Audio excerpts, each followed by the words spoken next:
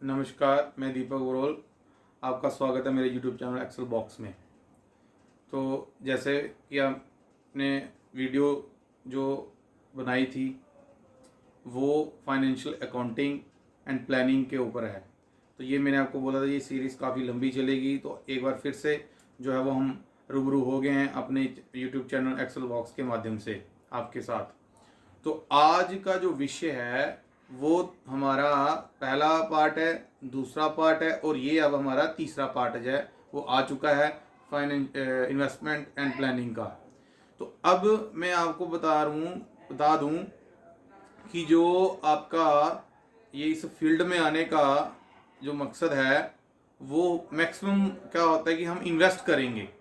तो इन्वेस्ट जो है वो हम करने के लिए तो आते हैं पर बहुत कुछ गवा के फिर चले जाते हैं। तो वो उसमें सबसे बड़ा लैक क्या है, तो वो है लैक ऑफ नॉलेज, दूसरा लैक ऑफ एजुकेशन। तो ये दो चीजें मोस्ट इंपॉर्टेंट है इस फील्ड में। दुनिया का दी बेस्ट बिजनेस है ये भाई। अब कहते हो आप बोलते हो कैसे दी बेस्ट बिजनेस है, तो मैं एक बार आपको थोड़ा सा एक्सप्लेन कर देता हूं इस वीडियो के माध्यम से। वो कैसे कि अगर आप कोई भी छोटा सा बिजनेस शुरू करें अपनी सिटी के अंदर या कहीं भी यहाँ पे वो इंडस्ट्रियल एरिया में अगर आप कोई स्मॉल यूनिट लगाते हैं वहाँ, तो उसमें आपको पता है कि पहले आपको इन्वेस्टमेंट करनी पड़ती है, उसमें भी पैसा लगता है, उसमें भी हमें कैपिटल चाहिए, वो लगेगा। उसके बाद फिर आपको चिंता करनी पड़ेगी कि अब मैन्युफैक्चरिंग के लिए लेबर कहाँ से आएगी, फोरमैन को हम कहाँ से लाएंगे। फिर उसके बाद फिर जब आपका वो हो जाएगा फिर आपको चिंता रहेगी हमारे ऑफिस का काम कौन देखेगा। जब वो हो जाएगा फिर आपको ये चिंता रहेगी कि माल कहाँ बेचना है, मंडी कहाँ ढूंढेंगे, मार्केट्स कहाँ है हमारी। तो बहुत सारा आपको जो है वो सोचना पड़ता है, बल्कि आपको बहुत मेहनत करनी पड़ती है, तब जाके फिर आप कमाने के लिए हो सकती है आगे हम कमाएंगे। फिर भी वो आप जो है वो आप कई बार अर्न नहीं कर पाते हैं। तो ऐसा ही ये वाला बिजनेस है भाई। पर इसमें सिर्फ ये आपको सिर्फ क्या करना है, इनमें आपको सिर्फ समझना है कि हम कौन सी कंपनी में जाएं, किस कंपनी में इन्वेस्ट करें, कौन सी कंपनी को चूज करें, गवर्नमेंट की क्या पॉलिसी है और इस पॉलिसी से कौन सी कंपनी को सबसे ज्यादा बेनिफिट होगा। तो इन सारी चीजों को देखना पड़ता है। तो भाई उसको देखने के लिए आपको जो है वो एकेडमिक नॉलेज नहीं, फाइनेंशियल नॉलेज। एकेडमिक नॉलेज तो आपको जो है वो अपने लिए चाहिए, पर इसके लिए आपको फाइनेंशियल नॉलेज चाहिए। तो फाइनेंशियल नॉलेज में हमने आपको पिछली वीडियो में 3 पार्ट के बारे में बताया कि ये चीजें आपको करनी ही करनी है किसी भी सूरत में, तभी आपको इस फील्ड में आना चाहिए, नहीं तो मत आओ। ये मैं आपको कह रहा हूं मत आओ, क्योंकि आप 100% गवाएंगे। तो यहाँ किसी से वो किसी को हायर कर लो, तो यहाँ जो बंदा आपका फाइनेंशियल को एडवाइजर उससे एडवाइस लेके फिर इसमें, तो उसमें भी वो भी वही करेगा, फिर वो अपने उसके पैसे लेगा, कमीशन ले। तो आप खुद करो, खुद कोशिश करो, खुद सीखो, ठीक है ना। अब मैं आपके साथ मैंने आपको कहा था कि मैं अपना जो एक्सपीरियंस है इस फील्ड का वो शेयर करूंगा इस वीडियो के माध्यम से। मैं बड़ी बड़ी फेंकूंगा नहीं कि हाँ ये हो गया वो कर दिया। जो रियलिटी है, जो जो हमने लॉस किए, जो हमने कमाया, क्या किया, सब डिस्कस करेंगे अपना एक्सपीरियंस, जिससे आपको सीखने को मिलेगा कि हमें उस वक्त क्या करना चाहिए, ठीक है। तो जैसे मैंने आपको कह रहा हूं कि इसकी फील्ड में आने के लिए आपको एजुकेशन। तो पहला टॉपिक है फाइनेंशियल अकाउंटिंग, दूसरा टॉपिक है फाइनेंशियल मार्केट और तीसरा टॉपिक है फाइनेंशियल मैनेजमेंट। वो भी बहुत जरूरी है कि मैनेज करना नहीं आएगा तो कहाँ लगाना है, क्या करना है, कैसे संभालना है, तो वो भी तो कोई फायदा नहीं। लगे रहा बेचा है नहीं, कब बेचना है, कब खरीदना है, कब क्या करना है, कब किस कंपनी को कैसे देखना है। तो ये भाई ये सारी चीजें आपको समझनी पड़ेंगी। तो आज हम शुरुआत करेंगे तीसरे पार्ट में, फाइनेंशियल अकाउंटिंग का पहला पार्ट जो आपके उसमें है उससे शुरुआत करेंगे। तो उसके अंदर बहुत सारे टॉपिक्स हैं, तो अगर हम बहुत सारे टॉपिक की बात करें तो वो फिर बहुत लंबा हो जाएगा। तो हम बेसिक्स चीजें जो आपको जो है रीड करने में मदद करेंगी फाइनेंशियल मार्केटिंग में, वो दोनों जगह बहुत इंपॉर्टेंट है।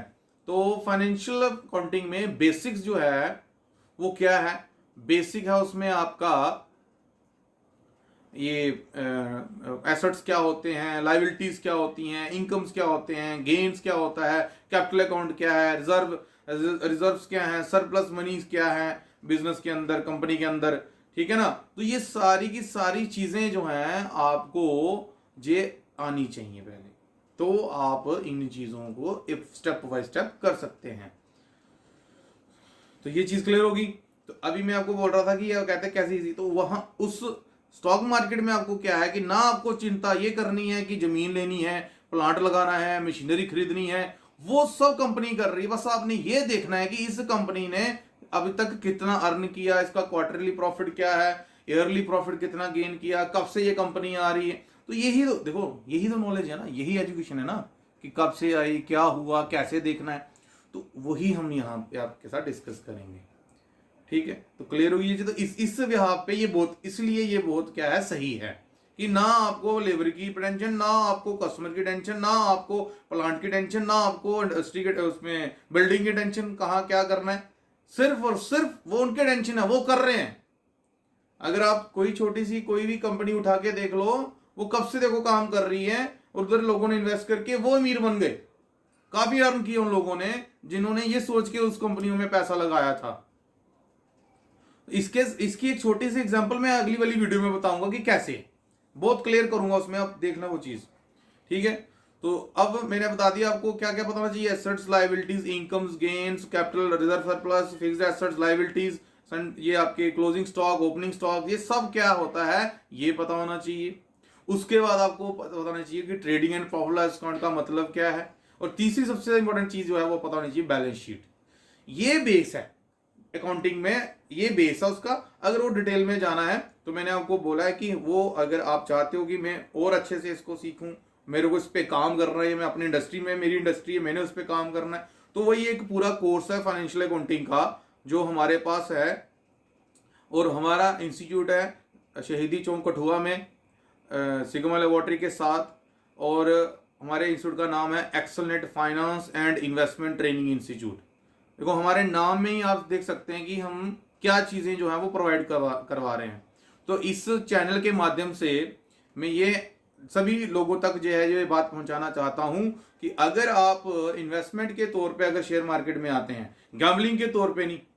अब गैम्बलिंग क्या होती है, इन्वेस्टमेंट क्या होती है, ये अभी हम क्लियर करेंगे एज ए पार्ट वाइज। ठीक है ना। तो क्योंकि अगर वो करना शुरू करें तो 2-3 घंटे की वीडियो बन जाएंगी, तो जो बहुत मुश्किल होगा फिर कोई, क्योंकि इसको अपलोड करना, फिर उसमें इतनी लंबी वीडियो कौन देखेगा। तो इसलिए पार्ट वाइज में क्या होता है कि उसको समझ आता है कि नहीं ये चीज अब ये करनी है, अब ये चीज हमने ये करनी है। तो अब हम बात कर लें कि अब आपने देखा होगा जब मार्केट बुलिश होती है तो बहुत सारे लोग मार्केट में इन्वेस्ट करने के लिए आते हैं, जिनको पता भी नहीं है वो भी आ जाते हैं और वो भी कमा के जाते हैं। क्यों? बुलिश मार्केट है, जब लगाओगे मार्केट बढ़ेगी पैसा आएगा, जब लगाओगे मार्केट बढ़ेगी पैसा आएगा। वो क्या होता है कि मैं अब अपने डोगरी में अब आपको बता दूं एक, साढ़े डोगरी जाते ना जिले का मन करता मुंह चुकी आइंदा है। तो जैसे शेयर मार्केट में लोग आते ना मुंह चुकी पैसे बुलाते फिर दुकान भी चली जाते। तो भाई वो चीज नहीं होनी चाहिए। ठीक है ना। उस वो एक जो है फिर वो फिर से आने की उसकी हिम्मत नहीं होती। तो ऐसे काम नहीं करने।